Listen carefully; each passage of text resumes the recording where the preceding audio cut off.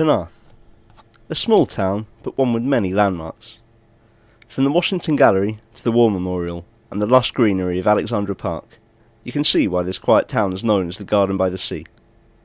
But another of Penarth's focal points is in danger of extinction, and that's the Pavilion at Penarth Pier. The Pavilion is the most photographed building in Penarth, and a campaign has recently been set up to preserve and to redevelop the structure, which celebrates its 80th anniversary this month. To commemorate this milestone, and to draw attention to the Save Penarth Pier Pavilion campaign, a light installation was put in place on Saturday night. I managed to speak to David Boltby and Ruth Essex, the artists behind the Ffosfforescence project which lit up Penarth seafront this weekend. It's like we kind of came up with the idea of the LEDs and the lights pretty much from the first time we did any testing. Yeah.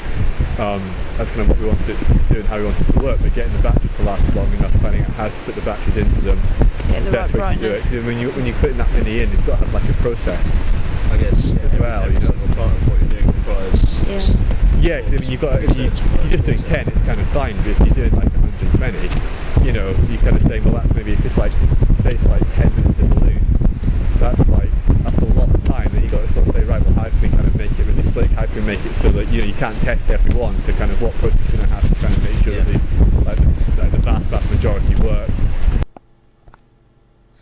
David and Ruth were invited to create the installation by Photo Gallery at Turner House, who wanted a grand project to bring to an end their Vision On season. And it took plenty of research and testing before the project could be given the go-ahead. For hours on Saturday night, the light-filled balloons fought against the elements, but all those involved must be proud that their plans for redevelopment have stayed afloat.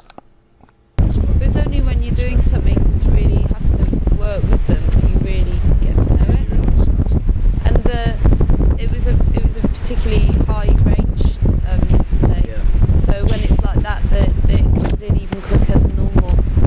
So it was, the tide turned and then we were up against it in the first bit, installing everything. The event was a great success, with artists and families from the area coming together to lend a hand, and the results really helped draw attention to the situation facing the pavilion.